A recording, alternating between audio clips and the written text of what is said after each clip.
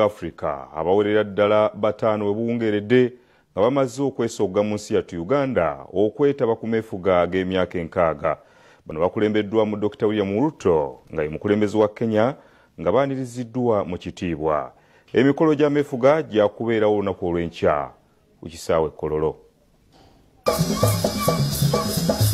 Enteekateeka z'omukolo gwa meefuga ag'omulundi ogw'enkaaga ziwedde era abagenyi abayite abasinga batuuse olwaleero.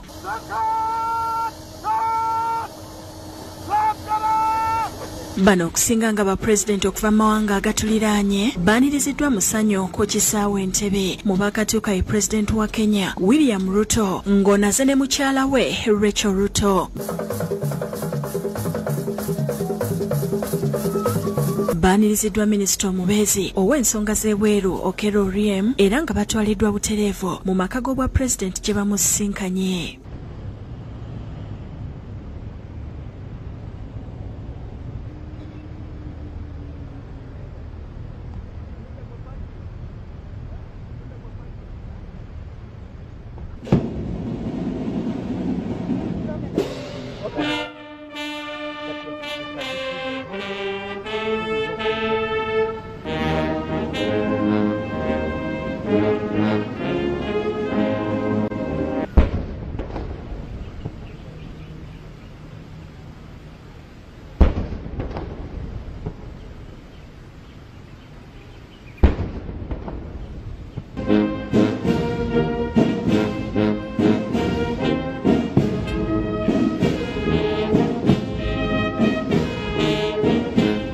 Mu bapulezidenti abalala abatuuse ye Evariste Ndayishimiye owa Burundi, pulezidenti wa Somalia Hassan Sheikh Mohamud, owa South Sudan Salva Kiir, n'owe Zanzibar His Excellency Dr. Hussein Ali Mwinyi, ngono yakiikiridde pulezidenti owa Tanzania Samia Suluhu Hassan. Pulezidenti abagenyi be abategekedde ekijjulo ku hoteli ya Commonwealth Resort e Munyonyo ng'eno gye bagenda okusimbula olunaku olw'enkya okwolekera Kololo ku bijaguzo. Abagenyi abayite ku kisaawe Kololo baakutuukayo saawa 2 ez'okumakya nga bakulembeze b'amawanga basuubirwa okutuukayo saawa 4 n'oluvannyuma Pulezidenti Museveni atuukeyo ku saawa 5 omukolo gutandike mu butongole ng'omuwandiisi ow'enkalakkalira mu woofiisi y'obwa Pulezidenti Haji Yunus Kakande bwe yategeeza ku Lwokuna yo ku kisaawe Kololo enteekateeka zigenda mu maaso era nga tulese kiyoyootebwa okutuukagana n'omukolo. Kale no tetusobola kuyita bantu wange ate kati bw'ogattamu na buno obwazzi obw'Ebola ate ne gujja baggira